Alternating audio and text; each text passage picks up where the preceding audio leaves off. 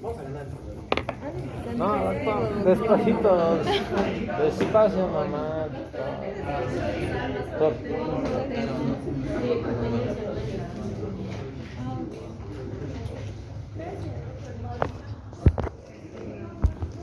Ya, muy bien, entonces, empezaremos con esto. Tenemos que hablar del tronco y de la médula. Ok, silencio. Ahí atrás silencio. Bueno, tenemos que hablar de esto, ¿no? El monstruo aparece. Bueno, pucha, exacto. Ni modo, hay que recordar, esto es importante. Es crucial para ubicar lesiones cuando hablamos de distintos tipos de síndromes. Ya. Empezamos hablando entonces de las generalidades del tronco encefálico. ¿Qué es el tronco encefálico? Es un conjunto de estructuras que va a estar integrado por tres elementos, ¿no? Tenemos por un lado el bulbo, la protuberancia o puente y el mesencéfalo. ¿Cuál es la función o el propósito del tronco? ¿Para qué sirve? Sirve para llevar vías de paso. Sobre todo estas vías van a ser aferentes y eferentes, ¿no? Las vías largas, ya las hemos visto. Por aquí es por donde baja la piramidal, la espinotalámica y demás cosas. Y también tenemos vías de paso, vías que van a permitir la interconexión entre distintos circuitos. ¿Ya? ¿Qué más nace del tronco encefálico? ¿Qué más encontramos aquí? Los pares craneales, ¿no? Los famosos pares craneales. Bueno, recordamos que hay dos tipos de orígenes, ¿no? Origen aparente y origen real. ¿Se acuerdan cuál es la diferencia entre origen aparente y origen real? Uno es aparente y el otro es...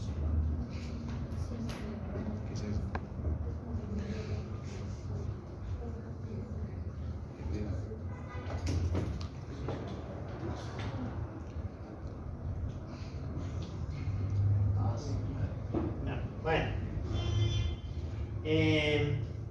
ya, el origen real es donde están los núcleos, ¿no? Los núcleos de los pares craneales. Si se acuerdan, los pares craneales tienen núcleos motores, sensitivos, sensoriales y demás, ¿no? Y por otro lado tenemos el origen aparente, que es donde aparentemente emergen los nervios, ¿no? Es por donde van a emerger. Ya, resulta que los pares craneales, que son 12, van a tener 4 posibles sitios a través de los cuales emergen. Vamos a tener el primer y segundo par craneal que emergen de la corteza, ¿no? Desde zonas supratentoriales. Entonces no van a jugar con lo demás que vamos a contar ahora, ¿ya?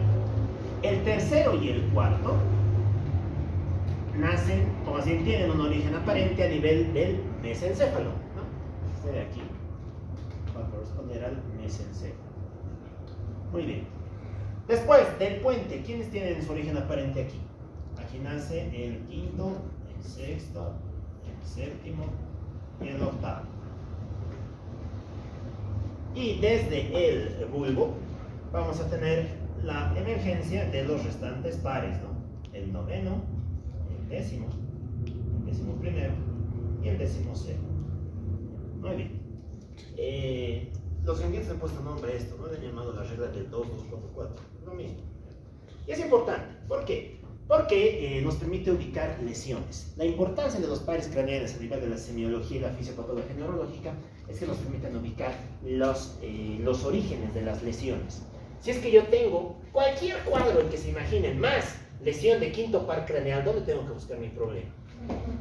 Exacto, en el puente. Si tengo cualquier cuadro de lesión de vía piramidal, espinotalámica, lo que quieran, más parálisis o lesión del décimo par, ¿dónde tengo que buscar el problema? En el bulbo. En el bulbo. Para eso sirven los pares, para ubicar la localización topográfica de las lesiones, ¿ya? Muy bien. Y como tienen esa importancia, pues tenemos que saber qué posibles alteraciones van a tener.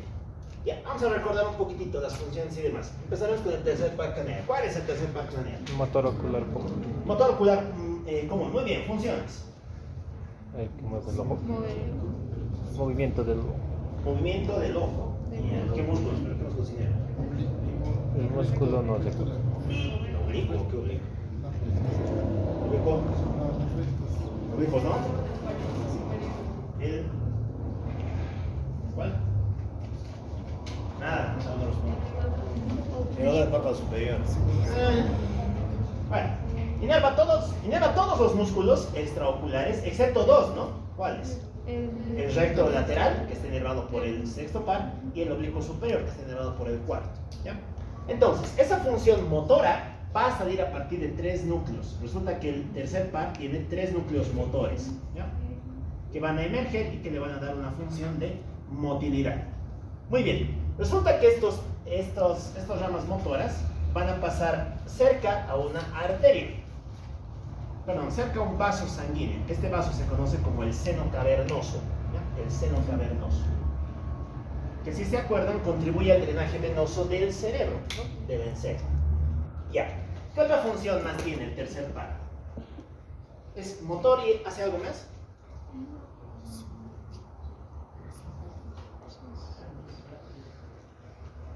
Nada. ¿Qué más hace? Es parasimpático, exacto. ¿Qué controla? La pupila, ¿no? Recordamos que va a tener un núcleo que se va a encontrar también aquí en el mesencéfalo, ¿no? El famoso núcleo hírido constrictor. ¿Qué se llamaba? Lehringer-Westphal, exacto. El parasimpático. Juega Lehringer-Westphal y juega también el núcleo de Perlia. Son 2 núcleos que van a contribuir a la función autónoma del tercer par craneal, ¿ya? Muy bien. Por lo tanto, ¿qué clínica esperaría encontrar si tengo una lesión del tercer par craneal? ¿Cómo sospecharía esa lesión del tercer par craneal? Párpado. Ya, tosis. Muy bien, porque si se acuerdan, de aquí sale una rama para un músculo chiquitito que tenemos en el párpado, ¿no? El músculo de Müller. Si es que ese músculo se paraliza, vamos a tener el párpado caído. Muy bien, tosis. Primera manifestación. ¿Qué más tendríamos? ¿A qué más servía? Tenía una función motora, ¿no? ¿Qué inerva? Los músculos oculomotores, exactamente. ¿Qué vamos a tener? Vamos a tener una limitación para la mirada. Vamos a tener una oftalmoplejía, ¿ya? Y esa oftalmoplejía, los clásicos le han denominado estrabismo interno. ¿Por qué? Porque como les decía, el único músculo que no está inervado de los rectos es el recto lateral. Y si es que se paralizan todos los demás, el recto lateral va a comenzar a predominar sobre los demás y va a hacer que mi ojo se vaya hacia adentro, ¿no? Estrabismo interno. Muy bien. Esto es básicamente una oftalmoplejía. ¿Y qué más tendría? ¿Qué pasaría con la pupila? ¿Miótica o midriática? Midriática, exacto, ¿no? Si se acuerdan, hace constricción. Si está lesionado, pues no voy a poder hacer constricción, por lo tanto voy a estar en midriasis. Muy bien, esta es la clínica del síndrome del tercer par craneal, ¿ya? Tener cualquier lesión de cualquier vía más esto, me dice el problema está aquí arriba, ¿ya? ¿Cuándo yo podría sospechar que hay lesión del tercer par craneal? ¿En qué causas? Este es el clásico que se lesiona en las herniaciones cerebrales. Su principal etiología es esa, la herniación. Herniación cerebral. Ya en esto vamos a hablar el sábado cuando hablamos de hipertensión intracraneal. Muy bien, vámonos con el cuarto. ¿Qué función tenía el cuarto par? ¿Cuál es el cuarto par? Patético. El patético troclear. Muy bien, ¿para qué sirve? ¿Inervar? Al oblicuo mayor, muy bien, al oblicuo superior, ¿no? La Z se encarga de inervar al oblicuo superior, por lo tanto tiene una función motora. ¿Ya? ¿Qué núcleos va a tener? Pues solamente va a tener núcleos motores, nada más. Muy bien. ¿Qué más podríamos contar aquí? Su trayecto. Tiene un trayecto muy similar. Nace a partir del núcleo y pasa cerca al seno cavernoso. Muy bien, ahorita vamos a ver por qué es importante eso. ¿Qué clínica tendría si se lesiona mi cuarto par? ¿Para qué servía el oblicuo superior?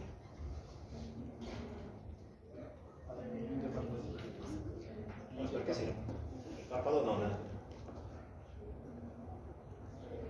Para el movimiento vertical del globo ocular, ¿no? Se encarga de mover el ojo hacia abajo, lleva el ojo hacia abajo. Por lo tanto voy a tener una oftalmoplejía también, con limitación de la mirada vertical. Muy bien. Seguimos bajando, vámonos con el quinto. El quinto par es fascinante, ¿no? Recordamos que el quinto par tiene un componente motor y un componente sensitivo, ¿no?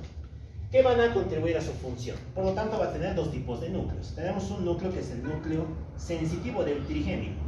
El núcleo sensitivo del trigémino es una cosa larga, que se extiende desde la protuberancia hasta la porción más alta de la médula cervical. Tiene toda esta extensión, es una columna, ¿ya? Muy bien, ¿para qué sirve este núcleo sensitivo? Para llevar la sensibilidad de dónde? ¿Qué inerva el quinto par? Por su parte sensitiva. Ya, toda la cara, ¿no? Si se acuerdan, el trigémino nos va a dar 3 ramas, ¿no? V1, V2 y V3. ¿Cuál es la primera rama? ¿Se acuerdan? La oftámica, exacto, ¿no? Nos va a dar elevación sensitiva de la porción superior de la cara. La rama V2, ¿cuál es? Maxilar, ¿no? De la porción media de la cara. ¿Y la tercera rama? Mandibular, para la parte inferior de la cara. Muy bien, nos va a llevar la sensibilidad de estas 3 regiones. Y aquí el único que vamos a cambiar su trayecto es este, el V1, porque resulta que V1 también pasa con estos. V1, ¿ya? Muy bien. Y como habíamos dicho, esto se llama la sensibilidad. ¿Qué otra función más tiene el quinto par? Es motor, ¿no? ¿Qué inerva en su componente motor? Los masticadores, muy bien. Los músculos de la masticación, ¿no? Entonces, va a tener una función motora. ¿Qué clínica encontraríamos si tenemos una lesión de quinto par? Primero, se alteraría su parte sensitiva. ¿Qué esperaríamos encontrar? Sensitiva. ¿Parecia? No, la parecia es motor, debilidad. Anestesia. Ya, anestesia, ¿no? Anestesia, hipoestesia, ¿de dónde? De la cara, ¿no? De la mitad homolateral de la cara. Hipoanestesia. Ya. ¿Qué pasa si se lesiona su parte motora? ¿Qué tendríamos? Paraplegia. Paraplegia. Digo yo, no. Parálisis facial, ¿sí? Eso, ¿verdad? ¿Sí? No, ¿cómo que sí? Malasia. ¿Qué inerva el quinto par? Los masticadores. ¿Qué voy a tener? Problemas para abrir y cerrar la boca. Problemas para la masticación, nada más. Limitación para la apertura y cierre de la cavidad oral. Y clásicamente va a haber un desvío. ¿Hacia dónde? Hacia el lado sano. Hacia el lado sano. ¿Por qué? Porque como uno de los músculos se ha paralizado y el otro está bien, este que está bien va a tirar de la parte débil, ¿no? Y eso va a facilitar que se desvíe hacia el lado que en realidad está sano. Muy bien. Vámonos con el sexto par. ¿Para qué serviría el sexto par? El recto lateral, muy bien, es solamente motor. Aunque este también tiene su núcleo. Que es algo bien interesante el núcleo del sexto par. Se encuentra ahí. Bien. ¿Qué va a hacer el sexto par? Pues tiene un recorrido muy similar a todos los oculares. Fíjense que todos los oculares vienen aquí arriba. Van a salir junto con el seno cavernoso. Sexto par. Y resulta que todos estos van a salir a través de un agujero. No sé si se acuerdan, pero en el cráneo había varios agujeros, ¿no ves? Los han hecho estudiar en anatomía. Por agujeros, por los que salían N cosas. Aquí simplemente tenemos que acordarnos de este. Este se llama hendidura esfenoidal. Todos estos pares salen por aquí, por la hendidura esfenoidal. ¿Ya? Muy bien. Y como hemos dicho, sirve para inervar al recto lateral. Por lo tanto, ¿qué clínica tendríamos si se lesiona el sexto par? Ya. ¿Hacia dónde? ¿Hacia adentro o hacia afuera? Hacia afuera, exacto. Lo mismo. Externo. Limitación de la mirada para dirigirnos en sentido lateral. Muy bien. Listo, vámonos con el séptimo. Y este es bien interesante. ¿Qué funciones tiene el séptimo par? El facial. ¿Es motor? ¿Qué más? Ya, ¿qué más? El resto por eso, ¿qué más? Es parasimpático, ¿sí o no? Sí, ¿no? Sí, inerva, ¿no? Inerva las glándulas salivales, a todas excepto la parótida. Ya, entonces, el séptimo par va a tener varios núcleos. ¿Ya? Tiene un núcleo motor, y el núcleo motor del facial se encuentra al lado del sexto par. ¿Ya? Resulta que cuando nace, el séptimo par le hace una vuelta, un giro alrededor del sexto par. Eso se conoce como la rodilla del facial, o el colículo facial. ¿Ya? Muy bien, y eso ya nos va a formar una fibra. ¿De qué núcleos más recibe fibras sensitivas? Recibe fibras del núcleo salival superior, recibe fibras del núcleo sensitivo del facial, y todas ellas van a contribuir a formar el nervio facial como tal. Ya.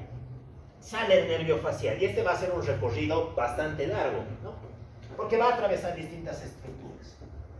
Vamos a trazar una línea, de eso nos vamos a ir dibujando las. Muy bien. Entonces, ¿qué es lo primero que hace el facial? Pasa a través de un conducto, ¿no? Si se acuerdan, se llama conducto auditivo interno. Aquí es donde pasa junto con el octavo par. El octavo par también pasa por ahí. ni bien ha pasado por este, va a encontrarse con un ganglio, ¿no? El ganglio geniculado. El ganglio geniculado. Legalmente aquí hay una rodilla, por eso se llama geniculado, ¿no? Esto baja y se ve recto. Yo estoy haciendo recto para que se entiendan las operaciones que aparecen después, ¿ya? ¿Y qué va a pasar en el ganglio geniculado? Aquí es donde manda una rama. ¿Una rama para quién? Una rama conocida como el nervio petroso mayor, que se va a dirigir a las glándulas a las glándulas lagrimales, y a otros componentes parasimpáticos de la misma región, ¿ya? Pero sobre todo a las lagrimales. Muy bien, va a continuar su recorrido dentro del temporal. ¿Y a dónde va a llegar? Va a darnos otro nervio. Este nervio se encarga de inervar otro músculo, ¿no? ¿Se acuerdan qué músculo inerva el facial, fuera de los de la mímica facial? ¿Inerva algún músculo en el oído? ¿Auditivo? ¿Cuál es el músculo auditivo? El estapedio, ¿no? El estapedio. Va a dar una rama para el músculo estapedio. Muy bien, un estribo, ¿no? El músculo del estribo. ¿Se acuerdan para qué servía el músculo del estribo? ¿Cuál es el reflejo estapediano? Es un reflejo de atenuación. Si yo escucho un sonido que es muy fuerte, este músculo se contrae para que ese sonido disminuya su intensidad y no dañe la cóclea, ¿ya? Por eso se llama reflejo de atenuación. Muy bien, seguimos. Continúa su trayecto y aquí va a dar otra rama. Esta rama bueno, tiene nombre, ¿no? Es el famoso nervio cuerdo del tímpano. ¿Se acuerdan de dónde iba el cuerdo del tímpano?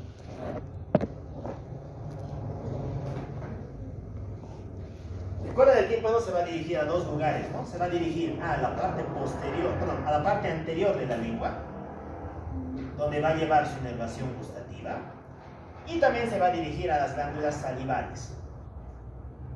A las glándulas salivales. ¿Cuáles? Todas, excepto la parótida, ¿no? Porque si se acuerdan, la parótida recibe inervación del glosifaringe. Muy bien, y así va a continuar hasta que va a salir del temporal. Aquí ya sale fuera del huesito. Aquí también va a mandar una ramita, una rama sensitiva, ¿no? Esta rama sensitiva va a inervar la piel del conducto auditivo externo, que si se acuerdan tiene nombre, ¿no? Esto se llama la zona de Ramsay-Hunt. La zona de Ramsay-Hunt.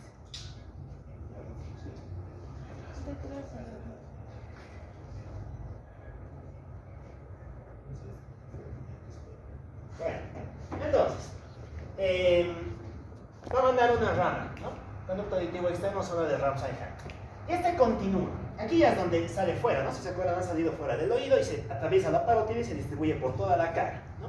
Y aquí nos va a dar ramas motoras, ¿no? ¿Para quién? ¿Qué inerva su componente motor? ¿Se acuerdan qué inerva el componente motor del facial? Todos los músculos de la mímica facial. Todos los músculos de la mímica facial. Muy bien. Ahí es donde termina el nervio. Ya, entonces, ten en cuenta que tiene un trayecto bastante largo y tiene múltiples zonas a través de las cuales va mandando distintas ramas. ¿Ya? ¿Qué más me falta contarles aquí? Simplemente un detallito más. Resulta que el facial tiene dos núcleos motores. Tiene un núcleo motor inferior y un núcleo motor superior. Superior y un núcleo motor inferior. Y esta parte es bien importante. Vamos a dibujarnos aquí la cabeza. Es un cerebro, ¿no? Aquí es donde están los núcleos del facial. Superior, inferior. Aquí vamos a dibujarnos una cara. Ya. Entonces, resulta que el núcleo superior del facial va a recibir inervación tanto del centro ipsilateral como del centro contralateral. Y a partir de aquí le va a dar una inervación a la mitad superior de la cara. Va a inervar la mitad superior de la cara. En cambio, el inferior solamente recibe inervación desde la mitad inferior, desde la mitad contralateral, perdón. ¿Y qué va a inervar? La mitad inferior de la cara. ¿Ya? Por eso es que tiene dos núcleos, superior e inferior. Muy bien, con esto dicho, podemos explicar las alteraciones del facial. Primero, ¿qué va a pasar si tenemos una lesión a nivel de sus núcleos? A nivel de sus núcleos. ¿Qué manifestaciones clínicas podríamos encontrar? Parálisis.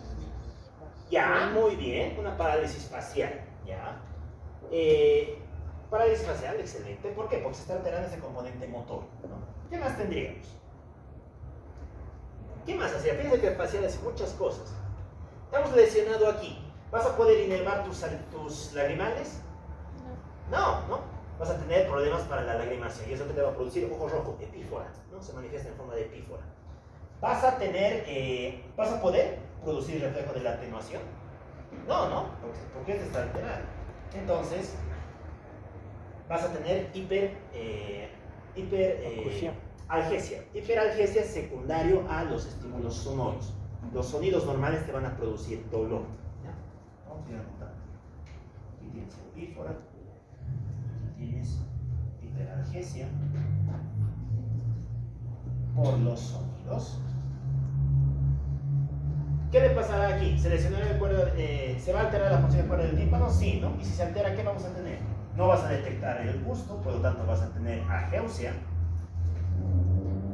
y vas a tener boca seca, ¿no? Porque no vas a poder producir saliva, ¿no? Te va a producir un síndrome de boca seca. Exacto, ¿no? La cerosis. La cerosis o la cerostomía. Ya, muy bien. ¿Qué más? Se va a alterar la piel del conducto auditivo externo, ¿no? No vas a poder detectar esos estímulos sensitivos. ¿Y esto qué te va a producir? Te va a producir una anestesia de la zona del Ramsay-Hunt. Y finalmente se altera la musculatura, ¿no? Se te va a producir parálisis facial. Ya, muy bien. Todo esto te va a pasar si el problema está en los núcleos o si el problema está ¿dónde? En este trayectito, ¿no? Entre el puente y el conducto auditivo interno. Y esta parte es importante, ¿por qué? Porque aquí aparecen dos causas bastante importantes de parálisis facial. La primera, que haya un tumorcito en el octavo par y ese tumorcito apriete al facial. Este tumorcito se llama schwannoma.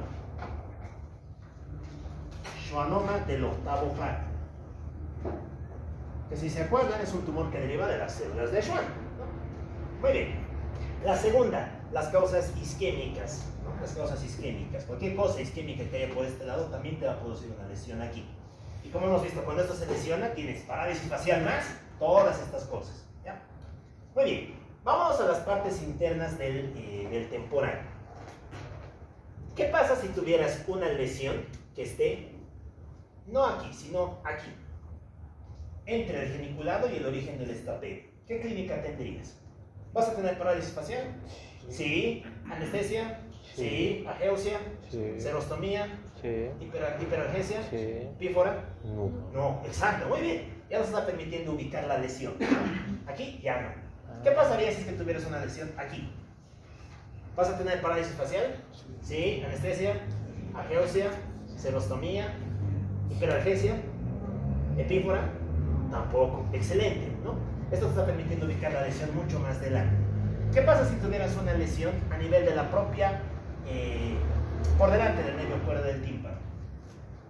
¿Vas a tener parálisis facial? Sí. ¿Anestesia? ¿Cerostomía? No. ¿Exacto? ¿Ageusia? Tampoco. Y todo esto ya no, ¿no? ¿Y qué pasa si es que tienes un problema aquí afuera? Fuera del conducto, fuera de la porción temporal, la porción lateral de la cara. ¿Vas a tener parálisis facial? ¿Alguna de las otras cosas?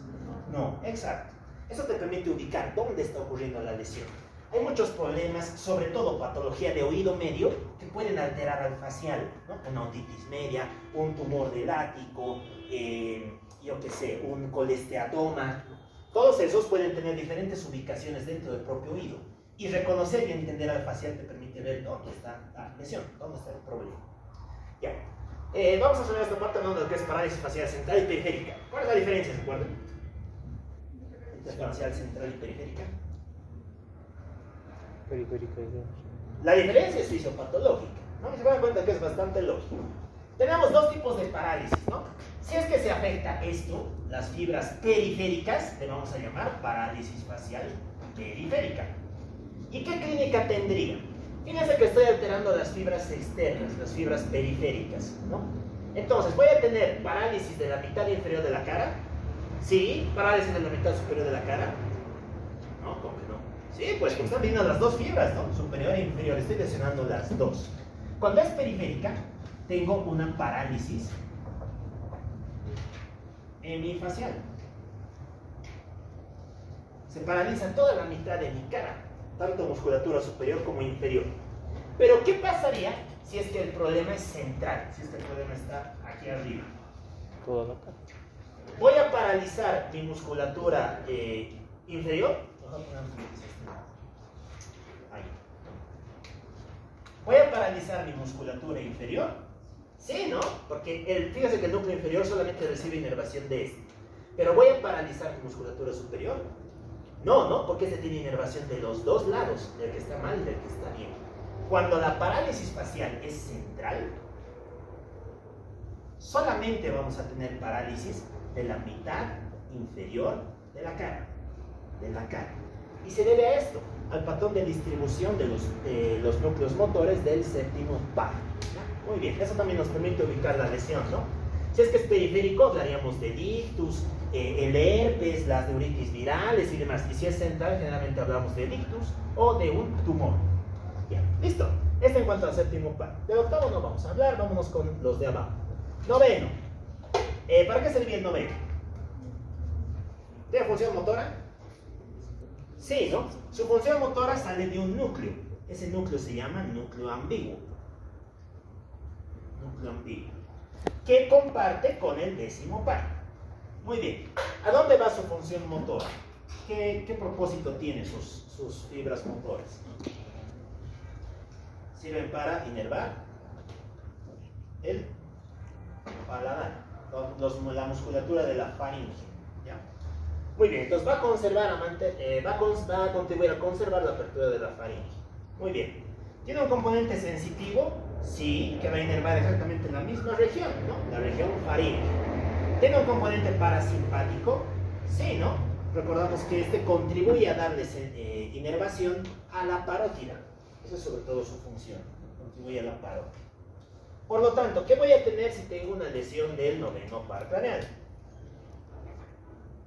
Voy a tener debilidad en el paladar, ¿no? Un paladar caído con una úvula desviada. Más alteraciones del paladar. Muy bien. La misma región va a tener alteraciones sensitivas, ¿no? La región del paladar y demás. El nivel del componente parasimpático podría observar una disminución en la salivación de la parótida. Pero desde luego necesitaría un estudio para determinar, ¿no?, que el problema está directamente en la parótida. Esto generalmente se manifestaría en forma de boca seca. Lo mismo, xerostomía. Ya. El décimo par, más de lo mismo, ¿no? Componente motor muy similar, contribuye al inervar los músculos del paladar. Componente sensitivo, que también se va a dirigir a la misma rama, y un parasimpático que es bastante extenso. No sé si se acuerdan, del vago es el principal parasimpático que tiene el cuerpo. Su clínica suele ser relativamente similar a la del noveno par.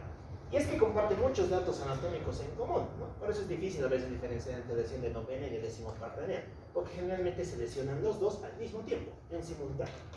Ya. Este no, el espinal. ¿Para qué servía el espinal o accesorio? Es motor, ya, muy bien. ¿Qué inerva?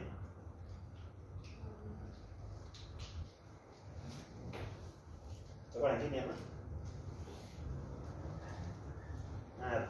Inerva dos músculos, ¿no? El esternocleidomastoideo y el trapecio, ¿no? Va a contribuir a los músculos de la región cervical. Muy bien. Por lo tanto, ¿qué tendría si se lesiona? Un hombro caído. Más que un hombro caído, dificultad para elevar los hombros. Dificultad para elevar los hombros. ¿Y qué más? Dificultad para la movilización cervical, ¿no? Para el giro del cuello, porque para esos movimientos de giro participa el esternocleidomastoideo. Giro cervical. Muy bien. Finalmente tenemos al décimo segundo par, el hipogloso. ¿Para qué sirve el hipogloso? Es motor, ya, ¿qué inerva? Los músculos de la lengua, ¿no? Por lo tanto, cuando tenga alguna lesión del hipogloso, ¿qué clínica voy a tener? Parálisis de los músculos de la lengua, ¿no? Parálisis de los músculos de la lengua. ¿Y estos qué nos van a producir? Nos van a producir un desvío de la punta punta de la lengua hacia el lado alterado, hacia el lado lesionado. La punta de la lengua se desvía hacia el lado lesionado. En cambio, la base se aproxima a la dorsal. Ya, muy bien. Estos son básicamente las alteraciones de los 12 pares, resumidos de una manera bastante sucinta. Como les decía, su principal importancia recae en permitirnos identificar los niveles de la lesión. Bien. Muy bien. Veamos qué más tenemos. Ya está, eso ya. Resulta que el tronco encefálico, ya adelante. El tronco encefálico tiene estructuras propias, ¿no? Ya hemos hablado de algunas: el tracto solitario, el núcleo ambiguo, ¿no? Si se acuerdan, estos son del 9º y el 10º par. ¿Para qué servía el locus caeneus? Secreta noradrenalina, ¿no? Noradrenalina para las actividades del resto de las estructuras encefálicas. Los núcleos del RAFE, ¿para qué servían? Serotonina, muy bien. La oliva inferior y el núcleo rojo participan de la vía extrapiramidal, ¿no? Van a contribuir a la modulación y al control de la amplitud de los movimientos. La sustancia negra, ¿para qué servía?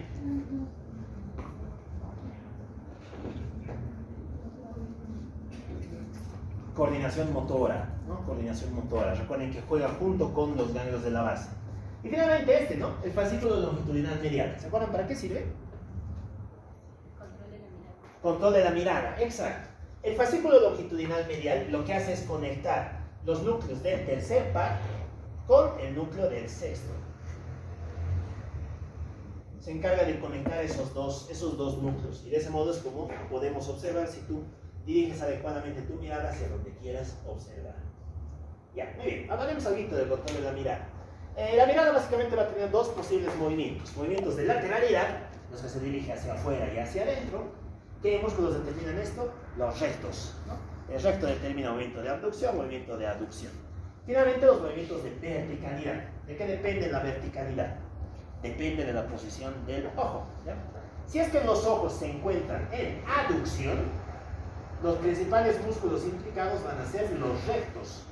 En cambio, si es que está en abducción, es decir, mirando hacia afuera, los principales músculos van a ser los rectos. En cambio, si estás en aducción, mirando hacia adentro, los principales músculos van a ser los oblicuos.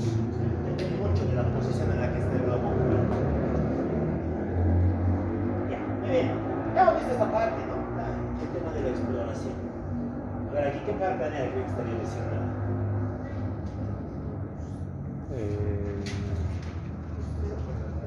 Motor ocular común. El tercero, exacto, ¿no? El tercero, ¿no? Fíjense que este ojo está paralizado, por lo tanto, ha predominado el recto lateral y el ojo ha tenido que desviarse hacia un lado, ¿no? Hacia uno solo de los lados. Muy bien. Y esto tiene nombre, ¿alguien conoce el nombre de eso? Gente que tiene estrabismo y que tiene que desviar la cabeza a fin de poder ajustar el movimiento. Esto se llama el signo de Bielkowski. El signo de Bielkowski. Es básicamente el giro de la cabeza para mantener la posición del objeto. Y se presenta también en las lesiones de los pares oculiomotores, sobre todo el tercero y el sexto par craneal. Aquí, ¿qué nervio se ve lesionado? ¿El séptimo? ¿El séptimo? No.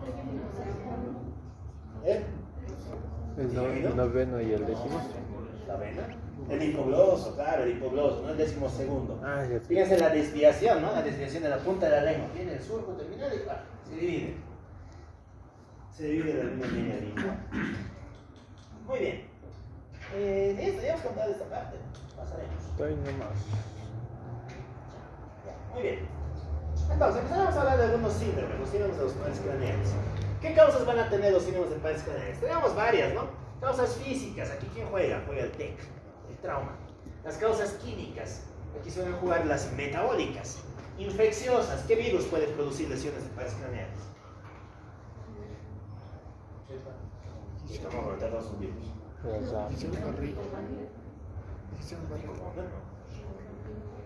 Y luego tenemos un virus. El herpes, claro. El herpes zóster, ¿no? El varicela zóster. Degenerativa, aquí tendríamos la ELA, la esclerosis lateral amiotrófica, juega aquí. Metabólicas, las causas inmunitarias. Aquí ya juegan dos que hemos visto, ¿no? La esclerosis múltiple, que si se acuerdan produce distintos tipos de lesiones de pares, y la encefalitis de Bickerstaff. ¿Qué es esto? El Bickerstaff es un cuadro autoinmunitario producido por autoanticuerpos contra los gangliósidos. Si se acuerdan, los gangliósidos son un tipo especial de glucolípido que se encuentra en la membrana celular de las neuronas, sobre todo de las células neuronales, ¿no? Y que va a contribuir a su función de conducción eléctrica. Muy bien, el tratamiento del mismo es inmunomodular. Vascular, como siempre, rictus, y la neoplásica, los tumores, ¿no? Aquí le vamos a poner especial hincapié a los tumores de fosa cerebral posterior, porque si nos acordamos, todos estos nacen de la parte posterior, ¿no? Exceptuando algunos. Muy bien. Dicho eso, podemos pasar a hablar de las alteraciones en general. Vamos a empezar hablando de las alteraciones aisladas de los pares craneales. ¿Qué pasa si se lesiona un determinado par?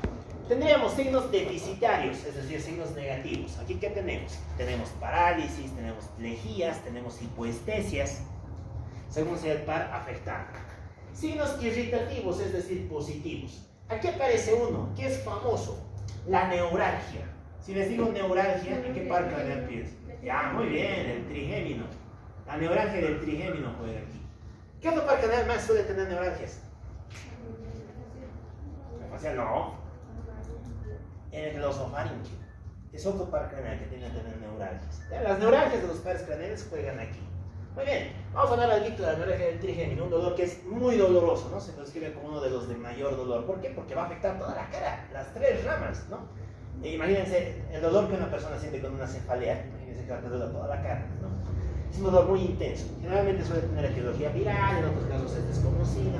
El tratamiento está muy dirigido a inmunomodular el cuadro. Solemos dar antiinflamatorios, AINES y demás. Ya. Vamos con las parálisis. ¿Qué parálisis vamos a tener? Todas en general nos van a dar parálisis de motoneurona inferior, ¿no? Porque estamos hablando de segunda neurona. ¿Cuáles eran las características de la lesión de motoneurona inferior? Ya, hiporreflexia, muy bien. Hipotonía, ya, y la debilidad, ¿no? ¿Qué reflejos utilizábamos en la parte facial para explorar los pares craneales, ¿verdad? El maceterino, ya. ¿Qué nos permite valorar el maceterino? El quinto par, ¿no? El quinto par. Ya. Muy bien, ¿qué más? ¿Qué otro reflejo más? Entraríamos a los cutáneos, a los viscerales, ¿no? El reflejo corneal, ¿no? Acérquese el algodón, espero que en el ojo. Y poco más. Muy bien. Hay una sola excepción a esto, ¿no? La parálisis facial central. Como les había contado, va a tener una debilidad de solamente una de las porciones de la cara, ¿no? La otra no. Ya. ¿Qué más? Las alteraciones motores unilaterales, ya las hemos contado. Las alteraciones de los pares mixtos, aquí entra el séptimo par, ¿no? Que también ya lo hemos descrito, sus distintas etiologías y demás, ¿no? Este es el circuito que está en el, ¿qué se llama? En el cicinio, ¿no? Pero si se dan cuenta, las alteraciones son las mismas. Podemos tener lesiones en los núcleos, a nivel del conducto directivo interno, dentro del temporal y cuando estás por fuera, ¿no? Cada uno te va a producir distintos tipos de manifestaciones clínicas. Muy bien. Vámonos con estos, las alteraciones de coordinación entre pares. Aquí sobre todo juegan las alteraciones de la coordinación de los oculomotores, ¿ya? Vamos a tener tres posibles tipos de trastornos. Las oftalmoplegias, parálisis de los músculos de la movilidad ocular, ¿no? Se van a dividir en dos tipos, internas y externas. Las externas son las que hemos contado, ¿no? Parálisis de los rectos o de los oblicuos. Las internas, ¿cuáles serían? Parálisis de los músculos internos del ojo. ¿Se acuerdan qué músculos están dentro del ojo? ¿O no hay músculos dentro del ojo? ¿Músculo? El constrictor, ya, el constrictor de la pupila. Básicamente las fibras del iris, ¿no? Ya, ¿qué más? El músculo ciliar, ¿no? Si se acuerdan del músculo ciliar, ¿qué reflejo nos permite hacer? Acomodación, ¿no? Ver cosas cerca y a distancia. Cuando cualquiera de los dos se altera, hablamos de una oftalmoplegia interna. Ya. ¿Qué es esto? Inter y supranuclear. Internuclear es cuando se afecta el fascículo longitudinal medial, ¿no? El que está entre los núcleos oculomotores. Y el supranuclear, cuando el problema está aquí arriba en la corteza. ¿Se acuerdan cuál es la rama de la vía piramidal que inerva todos los pares craneales? El nervio geniculado, ¿no? La vía corticonuclear. Si se acuerdan, aquí arriba está la corteza. Baja la vía piramidal y lo primero que hace es dar una rama para todos estos pares, ¿no? Este es el nervio geniculado. Cuando se lesiona vamos a tener una oftalmoplegia supranuclear. porque el problema está aquí arriba, a nivel de la propia vía piramidal. ¿Ya? Muy bien. Las alteraciones de la lateralidad. Aquí básicamente se van a alterar las estructuras encargadas del movimiento horizontal de los ojos. ¿Ya? Y aquí tendríamos lesiones corticales, las lesiones de la formación reticular del puente y del fascículo longitudinal medial, ¿no? Que son cosas que ya hemos descrito. Y finalmente las de la verticalidad, ¿no? Como las que están observando acá. Muy bien. ¿Qué más tenemos? Las alteraciones conjuntas. Bien, esto es bien interesante, ¿no? Resulta que hay síndromes en los cuales se alteran los pares craneales, pero sin ninguna otra cosa más. Es decir, no tienes ni hemiplejías, ni hemicoestesias, nada más. Solamente son alteraciones puntuales de los pares craneales. ¿Ya? ¿Dónde estaría el problema aquí? En este caso el problema suele estar en estas hendiduras, en estos agujeros por los cuales salen los pares craneales. Hay varios síndromes aquí, si no me recuerdo son 8 o 9. Vamos a hablar de los 3 que están en el libro. ¿Ya? El primero se llama síndrome del seno cavernoso. Como les decía, este se encarga de recibir toda la sangre venosa de la cabeza, ¿no? Pero ¿qué pasaría en una meningitis? ¿Esa sangre venosa estaría llevando bacterias? ¿Podría contener pus? Sí, ¿no? Porque está drenando toda esa sangre infectada. Entonces, en una meningitis, una complicación de la misma o de las otitis medias suele ser que este seno cavernoso se inflame. ¿Y qué pasa si se inflama? ¿A qué pares craneales los va a afectar? Al tercero, al cuarto, al sexto y a la primera rama del trigémino. Ese síndrome se conoce como síndrome de Tolosa-Hunt. Síndrome de Tolosa-Hunt. Cuando se afectan esos 4 pares, esos 4 componentes. ¿Ya? Muy bien. También existe el síndrome de hendidura esfenoidal, ¿no? En el que se afectan solamente los 4 pares sin compromiso vascular. El seno cavernoso es una urgencia cuando se presenta, ¿ya? Porque puede producir hipertensión intracraneal. Es una complicación muy severa de cualquier proceso supurativo dentro de la bóveda craneana. Muy bien, vámonos con otro síndrome. Este se llama el síndrome de la punta del peñasco o síndrome de Gradenigo. El Gradenigo tiende a afectar a el sexto par y a la primera rama del trigémino, ¿no? En este caso se altera la punta del peñasco del hueso temporal. Suele ser complicación de ¿qué? De una otitis media o de una mastoiditis, sobre todo en un paciente pediátrico. No sé si lo han visto, pero las otitis medias son más frecuentes en los niños. Entonces, suele ser una complicación de mucha severidad en este caso de pacientes. Y es terrible, ¿no? Les operan, hacen cortes aquí atrás, tienen que drenar el pus desde el peñasco, la mastoides y demás. Es un show manejar esa patología, solo hacen los cirujanos pediátricos. Muy bien. Y tenemos el último, ¿no? El síndrome del agujero rasgado posterior. Resulta que estos 3 salen por un agujero que se llama agujero rasgado posterior. Entonces, cuando haya algo que comprima a este agujero, vamos a tener alteración del noveno, el décimo y el 11º par craneal. ¿Qué suele ser ese algo? Ese algo suele ser un tumor, ¿no? Si se acuerdan, aquí atrás está el cerebelo y en el cerebelo suelen haber ciertos tumores. ¿Qué más tenemos? Tenemos abscesos, ¿no? Los abscesos cerebelosos. Y en general cualquier patología compresiva que afecte la fosa cerebral posterior. Esos van a producir un síndrome de agujero rasgado posterior, también conocido como síndrome de Berndt. Muy bien, si se dan cuenta son alteraciones que podemos deducir, ¿no? Simplemente recordando la anatomía de los elementos. Bueno, aquí aparece el monstruo número 2, ¿no? Todos esos nombres. Famil, Muele, Pene, Divina, Google, Juan, Betech y demás. Ya. ¿Qué son estos? Estos son los síndromes cruzados, ¿eh? Los síndromes de pares cruzados alternos. ¿Ya? ¿Son importantes? Sí, lamentablemente sí. Por una patología, por el ictus. Estos se llaman síndromes de pares cruzados. ¿Por qué? Porque aparecen en un paciente con ictus que tiene una hemiparesia de un lado y los pares craneales contralaterales afectados. Tienes los 2 lados comprometidos. Por eso se llama síndrome de pares alternos. ¿Ya? Vamos a hablar de los más importantes, que están representados en este dibujito. Bueno, lo mismo, no hay que recordar neuronato para esto, los núcleos y demás shows. Vamos a hablar de lo más importante. Vamos a comenzar con el mesencéfalo. ¿Qué núcleos salían, qué pares craneales salían del mesencéfalo? Tercero y el cuarto, ¿no? El cuarto es medio insignificante, nos quedamos con el tercero, que es el que tiene mucha mayor relevancia clínica. ¿Qué cosas más hay en el mesencéfalo? Si nos acordamos, en el mesencéfalo se encuentra el núcleo rojo, y la sustancia negra también, ¿no? Que estaría aquí, pero no es muy relevante para este punto. Y vamos a tener la vía piramidal, que si recuerdan está pasando por la parte basal del mesencéfalo, ¿ya?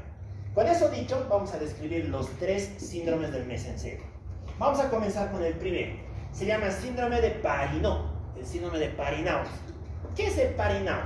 Es una alteración de la región posterior del mesencéfalo, de la región tectal. Resulta que esta región tectal se encarga de la coordinación de los movimientos oculares. Por lo tanto, ¿qué pasaría si alteramos la zona de coordinación de movimientos oculares? Que no vamos a poder mover bien nuestros ojos, ¿no? ¿Y eso qué nos va a producir? Una parálisis de la mirada hacia arriba. Vamos a alterar el componente de verticalidad, ¿no? La persona no puede mirar hacia arriba. Muy bien. ¿Qué más? No vamos a poder hacer convergencia ni acomodación. Como les decía, estos son necesarios para los músculos intrínsecos del globo ocular. Y finalmente tendríamos anisocoria y midriasis, ¿no? ¿Por qué creen que tenemos esto? ¿Qué par craneal ya se ha afectado con eso? Anisocoria y midriasis. El tercero, exacto, el tercero, ¿no?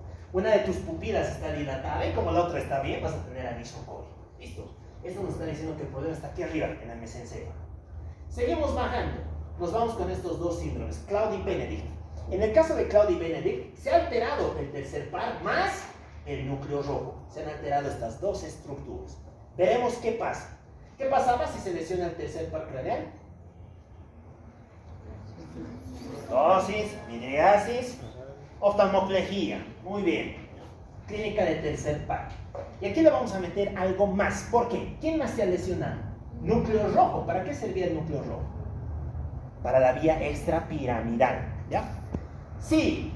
Parálisis del tercer par craneal más ataxia contralateral, porque recuerden que las ataxias están vinculadas a lesiones de la vía extrapiramidal, le vamos a llamar síndrome de Claude. El síndrome de Claude. En cambio, si es que voy a tener movimientos anormales, corea, temblor, hemibalismo, todo eso que hemos visto en control de movimientos, le vamos a llamar síndrome de Benedict. ¿Ya? Estas alteraciones motoras se atribuyen a que se ha lesionado el núcleo rojo. Nos están diciendo eso. Hay una lesión de la vía extrapiramidal. ¿Ya? Muy bien, simplemente estamos aplicando lo que ya hemos visto, ¿no? Por último, tenemos el síndrome de Weber.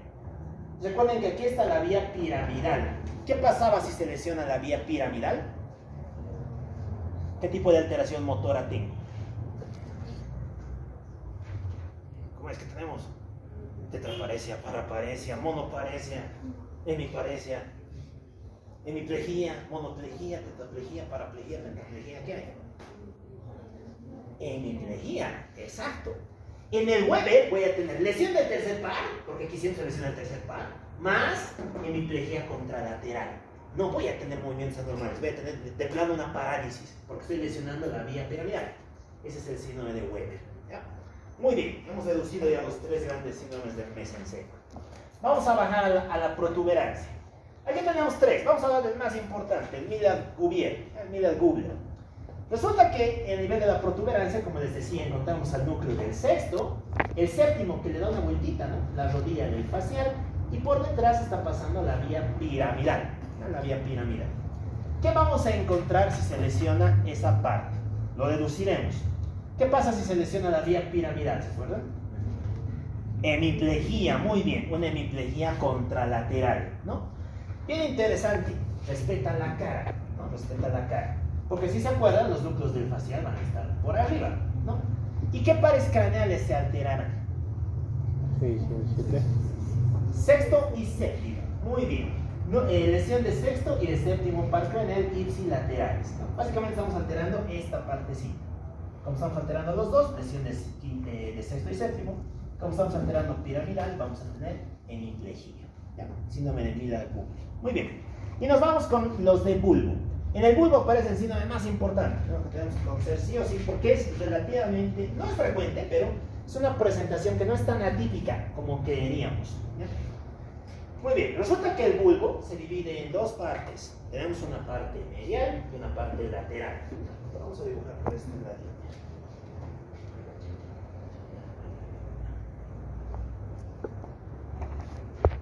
El bulbo tiene 2 partes, ¿no? Va a tener una parte medial y una parte lateral.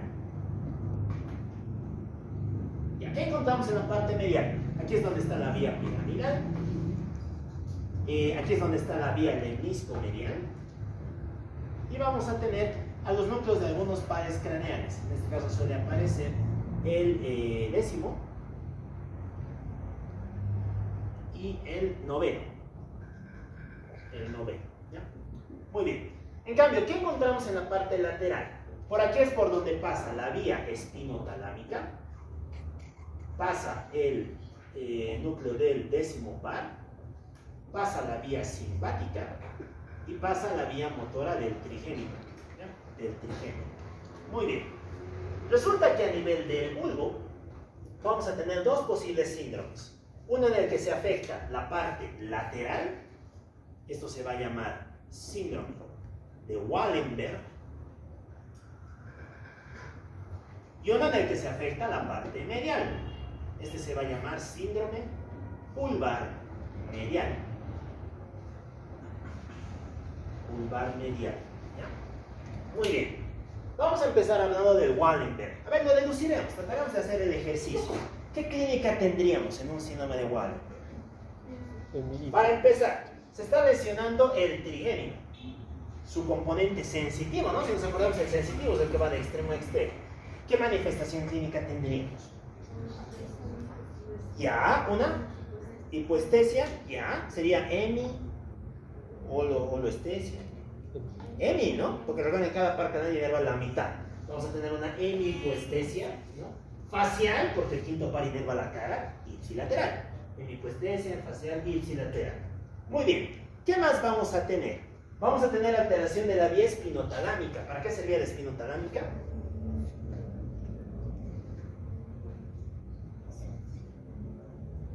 Nada, nos hemos olvidado. Bueno.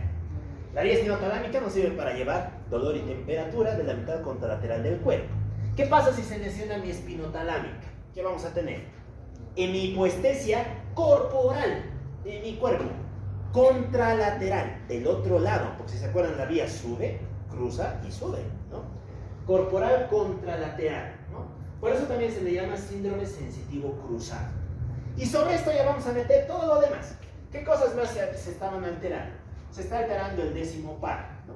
Vamos a tener clínica de parálisis de décimo par. Vamos a tener disfagia, disartria, debilidad úvula desviada, ¿no? Debilidad para la emisión de los sonidos, alteraciones del gusto y demás.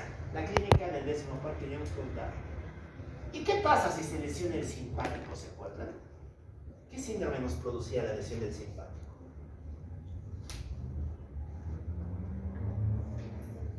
Nada. El síndrome de Horner.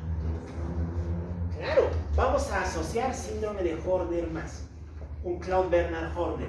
¿Cuál era la triada del Claude Bernard Horner? Ya. Anidrosis. ¿Sí? Anidrosis, muy bien. Es una de las causas del síndrome de Horner, el Wallenberg, ¿no? Y es por esta alteración.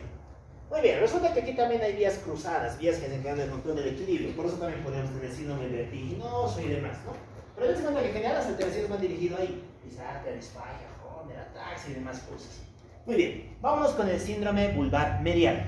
¿Qué clínica encontraríamos aquí? Recordamos que está la vía piramidal, ¿no? La vía lemnisco medial. Por lo tanto, ¿qué alteraciones tendríamos? Si se lesiona la vía piramidal, ¿qué tenemos? Hemiplegia. Hemiplegia contralateral que respeta la cara. Muy bien. Si se lesiona la vía lemniscal, lemnisco medial, ¿qué clínica teníamos?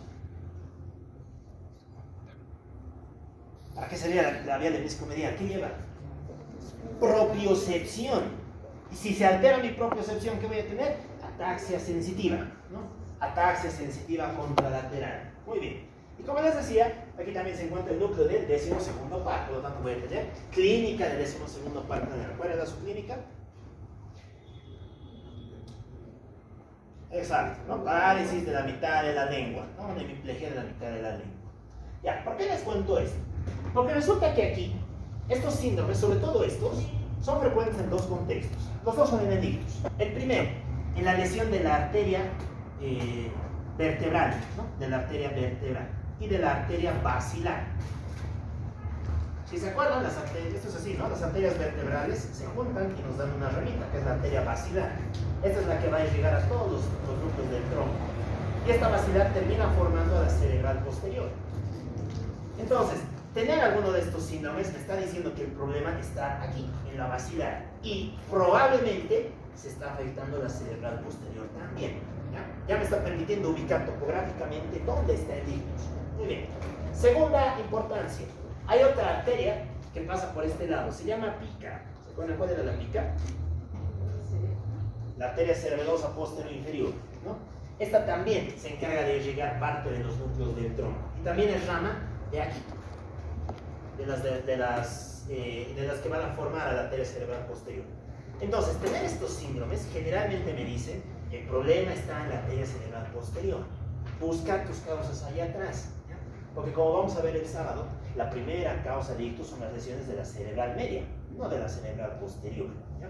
Y esto nos permite sospechar que la clínica en realidad está en otro lado. Muy bien. ¿Sí? ¿Preguntas? No. Muy bien. ¿Listo? La parálisis vulvar progresiva es un cuadro degenerativo. ¿Ya? El que hemos contado del vulvar medial es el síndrome de Dejery. No es otro nombre. Es el síndrome de Dejery. Y la alteración global de termos hepáticos cuando se alteran todos estos núcleos, ¿no? Generalmente, ¿cuándo pasa eso? En la hipertensión intracraneana. Es una complicación de muy mal pronóstico. Muy bien. Listo, hemos acabado el tronco y los pares. Ahora vamos con la médula.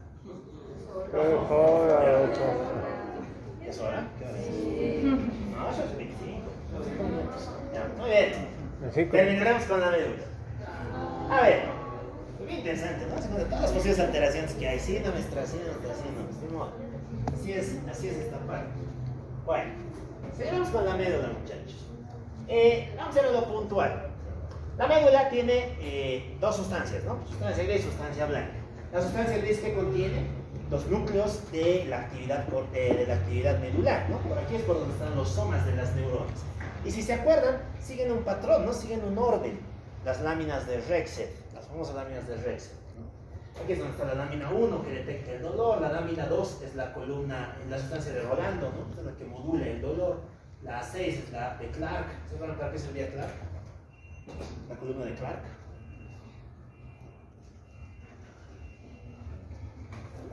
Nada, sensibilidad también, ¿no? Sensibilidad termoalgésica. Muy bien. Y la novena, que aquí es donde van a estar las motoneuronas anteriores. Ya. Vamos con lo importante. La médula espinal va a tener en su sustancia blanca cordones, ¿no? Todo borrar la pizarra, ¿no?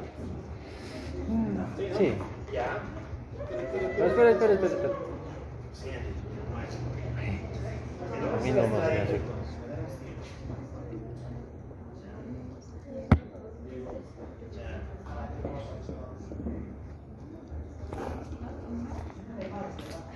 Ya, muy bien. Una médula bastante esquemática, ¿no? Ya. Como hemos visto, hay sustancia gris y sustancia blanca. Ya. La sustancia blanca, ¿qué va a contener? Las grandes vías, las vías largas, ¿no? Las vamos a dividir en tres: posteriores, laterales y anteriores. Muy bien. ¿Qué vías tenemos por la parte posterior? ¿Se acuerdan qué vías se encuentran aquí? ¿Cuáles son vías de cordones posteriores? La vía del disco medial, la vía cordonal posterior, ¿no? Aquí es donde juega Gol y juega Burdach. Las vías del disco mediales. Muy bien. En la parte anterior, ¿qué vías teníamos? ¿Se acuerdan? ¿Qué fascículos pasan por aquí? Ya, la vía espinotalámica no. Por aquí baja la vía piramidal, ¿no? La vía piramidal cruzada. Ya, bueno, la vía piramidal directa. Y las complementarias de la vía piramidal, las parapiramidales. Y unas cosas. En la parte lateral, ¿qué vías tenemos? Por aquí pasa la piramidal cruzada, que recuerden que es la más importante, ¿no? 80% de las fibras pasan por aquí. ¿Qué más? Aquí sí juega la espinotalámica. Si se acuerdan, la espinotalámica viene, entra por atrás, ¿no? Hace una vuelta por delante y sube por aquí. Sube por las vías, por la vía espinotalámica lateral contra lateral. ¿Ya? Muy bien, tenemos las complementarias, y otras vías más. Ya. ¿Qué más? ¿Para qué nos sirven las astas? Lo mismo, ¿no? Hasta posterior para la sensibilidad, hasta anterior para la parte motora y hasta lateral para la parte vegetativa. Con eso dicho, podemos hablar de los síndromes. Antes de continuar, dos elementos más, ¿no? Aquí hay una arteria. la arteria espinal anterior. Y acá atrás hay dos arterias, las espinales posteriores, que van a contribuir a darle irrigación a la médula. Y no nos olvidemos que en el centro se encuentra el conducto central de la médula, ¿no? El conducto ependinal, que va a contener el líquido cefalorraquídeo. Ya. Con eso dicho, podemos hablar de los síndromes de la médula espinal, ¿no? Los síndromes son bastante lógicos, los vamos a poder reducir. Entonces, vamos a dibujar aquí la médula en corte transversal y aquí la médula en vista frontal.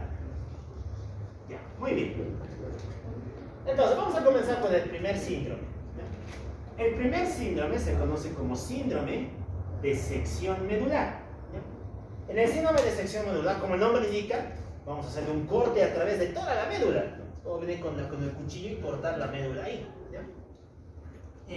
Cortaríamos de golpe y porrazo toda esta vía. Toda esta vía. ¿Qué manifestaciones clínicas esperaríamos encontrar? Ya, primero, parálisis por debajo del nivel de la lesión, ¿no? Si está aquí arriba, ya muy bien, sería una tetraplegia, ¿no? Pero si está aquí abajo, ya sería una paraplegia. Parálisis total por debajo del nivel de la lesión, ¿ya? Con la sensibilidad, ¿qué encontraríamos? Anestesia. Anestesia, muy bien, anestesia y analgesia, ¿no? Por debajo del nivel de la lesión, lo mismo. Se corta toda la sensibilidad, toda, dolor, temperatura, tacto, propioceptiva y demás. Todas las vías se están cortando. La parte vegetativa, ¿qué le pasará? Alteración vegetativa por debajo del nivel de la lesión, ¿no? Vamos a tener lo mismo. Muy bien, y esta vegetativa se puede manifestar de varias maneras.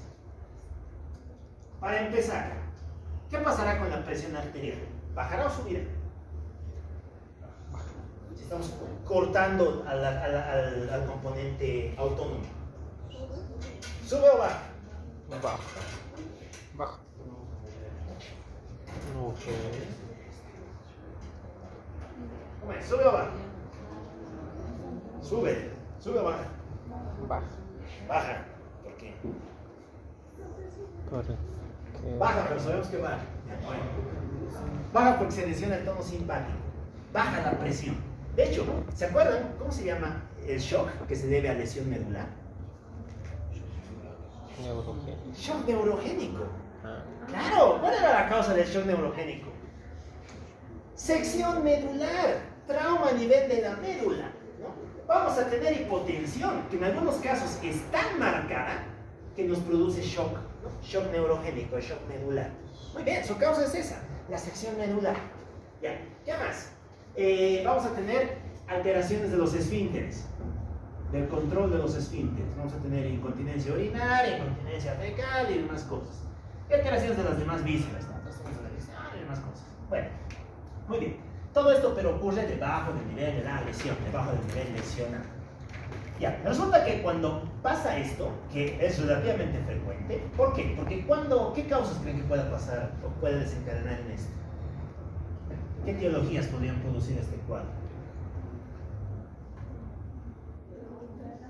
¿Cuándo creen que pueda venir algo y cortar a la mitad mi médula? Un TEC, imagínense, vamos a ver. El trauma, exacto, el trauma raquimedular. Esta es patología típica de accidentado. Típica de accidentado. Y los accidentes son frecuentes. Así que esto suele pasar en el trauma raquimedular. Resulta que en el trauma raquimedular van a pasar dos fases. La que hemos contado ahora se llama fase de shock medular. Nuestra médula se ha cortado y como se ha cortado, todas las funciones se han abolido. Tenemos una clínica en motoneurona inferior, más lesión de vía sensitiva, más lesión vegetativa. Pero si pasa el tiempo y la persona no fallece, muchos fallecen, si no, podríamos pasar a una segunda fase. Esta se conoce como la fase de automatismo. El automatismo medular. Bien. ¿En qué consiste esto? La médula va ganando progresivamente autonomía. Readquiere la capacidad de controlar ciertas funciones, ¿ya? Y aquí vamos a tener algunos cambios respecto a la sintomatología. A nivel motor, ya no vamos a tener clínica de segunda motoneurona, sino vamos a tener clínica de primera motoneurona. Es decir, vamos a tener debilidad con hiperreflexia y con hipertonía, ¿no? Con hipertonía. Muy bien. A nivel vegetativo, ya no vamos a tener abolición, sino vamos a tener alteración del control. Tengo presión más o menos conservada, pero no la manejo bien. Me asusto un poquito y me potencio, ¿no? Puedo contener en algo mis esfínteres, pero hago un poquito de ejercicio y ya, se va, ¿no? Pierdo el control. Se altera el control del componente vegetativo, ¿ya? Y suele ser un elemento que aparece a largo plazo. Muy bien, vámonos con el segundo síndrome. En el segundo síndrome nos vamos a cargar la mitad de la médula. Todo esto. Este se conoce como síndrome de la mitad, del corte de la mitad de la médula. Síndrome de hemisección medular. ¿Se acuerdan cuál es su epónimo? Un nombre bien famoso, el Brown-Séquard, ¿no? El síndrome de Brown-Séquard. El Brown-Séquard. Es rarísimo. Esto, al menos yo nunca lo he visto. Ya 15 minutos, pero bueno. Es académico, no de conocer. El síndrome de Brown-Séquard, el de hemisección medular, también tiene como principal etiología el trauma. Pero tendría que ser un trauma tan fino y tan preciso, ¿no? Que solamente te corte la mitad de la médula, que no vaya más allá. Por eso es algo sumamente raro, pero bueno, por existir existe. ¿Qué vamos a tener? Vamos a tener parálisis por debajo de la lesión. Sí, ¿no? Pero en este caso va a ser parálisis de los dos lados o de uno solo de los lados. De uno solo de los lados, exacto. Va a ser una parálisis ipsilateral o contralateral. Ipsilateral, muy bien. ¿Qué va a pasar con la vía sensitiva? Lo mismo, ¿no? Vamos a tener abolición de la sensibilidad solamente en una de las mitades del cuerpo. Y el componente vegetativo lo mismo, ¿no? Alteración solamente en una de las mitades del cuerpo. Básicamente es eso, ¿no? Su manifestación clínica. Ya, vamos con el siguiente síndrome. El siguiente va a afectar la porción anterior. Vamos a afectar esto. Este se llama síndrome cordonal anterior. ¿Qué tendríamos en un síndrome cordonal anterior? ¿Qué manifestaciones clínicas tendríamos? ¿Tendríamos clínica motora? Sí, ¿no? ¿Qué tipo de alteración motora tendríamos? ¿Cómo es que tendríamos? Una plejía, muy bien, una plejía por debajo del nivel de la lesión, ¿no? Lo mismo, vamos a tener clínica motora.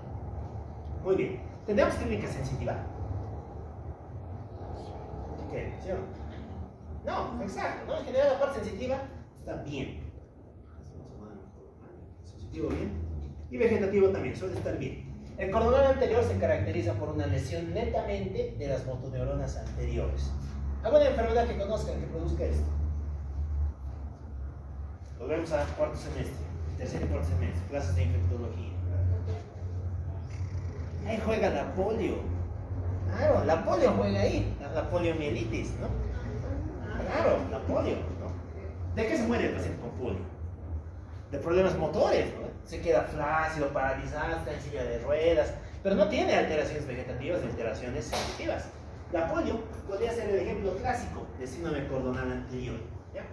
Muy bien, vámonos con, si hay anterior, tiene que haber posterior, ¿no? Síndrome cordonal posterior. ¿Qué vamos a tener en un cordonal posterior? Vamos a tener alteraciones motoras, ¿sí o no? No, ya, muy bien. Sensitivas, ¿sí o no? Sí. Muy bien, sensitivo alterado, ¿no? Y vegetativo normal. Muy bien. El cordonal posterior se presenta en forma de ataxia sensitiva. Estamos lesionando a la vía lemnisco-medial. Puede tener alteraciones de la coordinación de movimiento, del equilibrio y demás cosas. Ataxia sensitiva. Una causa para cordonal posterior, ya le hemos dicho, clásica de enfermedad.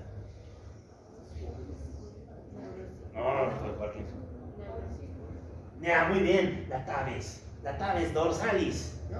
La tabes juega ahí, es un ejemplo típico de síndrome medular posterior, de síndrome cordonal posterior. Muy bien, vámonos con otro. Ya hemos visto lo que pasa adelante, atrás, ahora veremos qué pasa con el centro. Tenemos el síndrome central. El síndrome central. Problemas que comienzan aquí y que van a afectar lo que les rodea. ¿Se acuerdan qué enfermedad era esta que nos puede producir síndrome central? Se forma una cavidad que se dilata y empieza a destruir todo el resto del tejido a su alrededor. Congénita.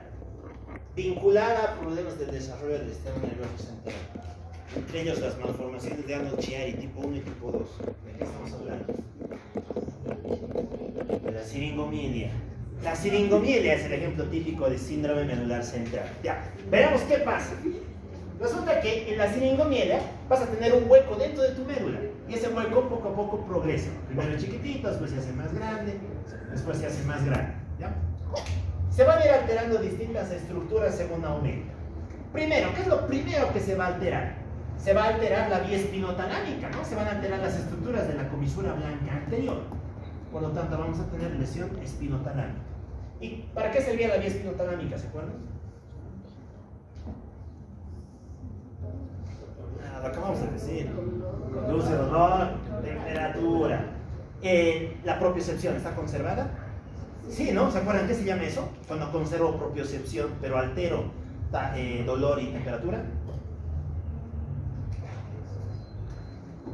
Se llama disociación termoalgésica, o también conocida como disociación siringomiélica, ¿no? Porque su principal causa es esta, la siringomiélica.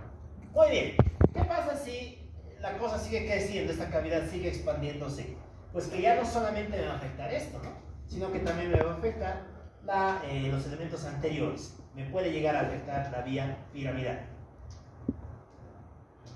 Y aquí ya tendríamos la presentación en forma de plejía, ¿no? De plejía por debajo del nivel lesional. Muy bien. Más tenemos. Y creo que debemos terminar. Nos faltan dos más. Bien. La afectación de vías largas. Esto es sencillo.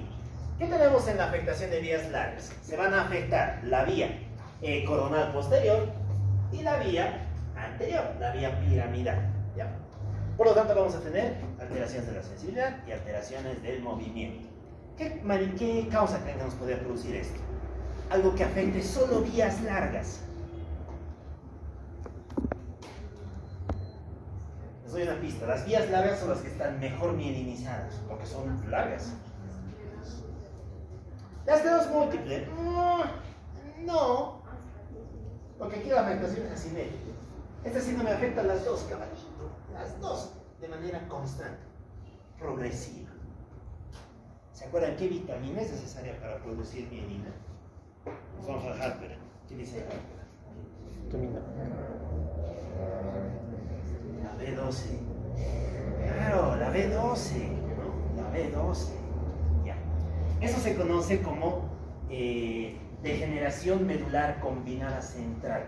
Tiene un nombre así muy rimbombante, ¿no? Pero bueno, el chiste es ese. Se altera la capacidad de utilizar vitamina B para producir mielina. Y como no puedes mielinizar tus axones largos, vas a tener alteraciones de la propiocepción con alteraciones motoras. Junto con una anemia, ¿no? ¿Qué anemia se debe al déficit de B12? La megaloblástica, muy bien. Anemia macrocítica, ¿no? Entonces, tenemos un paciente anémico más clínica neurológica. Es clásico, eso es clásico. Y nos permite diferenciarlo del déficit de ácido fólico, que es otra causa de anemia megaloblástica. Pero bueno, eso lo vamos a ver en patología sanguínea. La compresión medular extrínseca, ¿no? ¿Qué es esto? Es tener un tumor, básicamente. El síndrome de compresión medular extrínseca se comporta muy similar a una bisección medular, solamente que va a ser progresivo.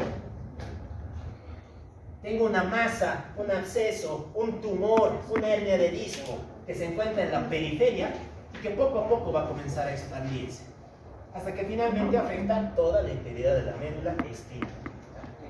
Y la mielitis transversa es lo mismo que la sección medular, es lo mismo. Básicamente sus alteraciones van a ser idénticas. Muy bien. Esto 8:43. Bueno, lo vamos a dejar ahí. Nos falta hablar del TEC, pero bueno, ya eso vamos a hablar el día viernes, ¿no? Listo. Esto sería los síndromes de los Pascanel y del tronco. Esto no más. Esas tres cosas. Muy bien. Ya estamos en el coma, muchachos. A punto de acabar el capítulo. Muy bien, vámonos.